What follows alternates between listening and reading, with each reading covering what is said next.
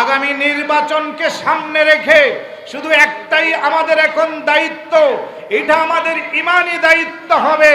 আমরা সবার কাছে শুধু একটাই মেসেজ পৌঁছাবো, বৃহত্তর সুন্নি জোটের মাধ্যমে যেখানে যেই প্রার্থীকে দেওয়া হয় ওই প্রার্থীর জন্য আবাল বৃদ্ধ বনিতা পর্দার অন্তরালের মা বোনদেরকে সহ সবাই যেন তাদের ভোটাধিকার প্রয়োগ করে বাংলাদেশের সর্বোচ্চ আদালত সংসদে পৌঁছায়। কথা বলেন?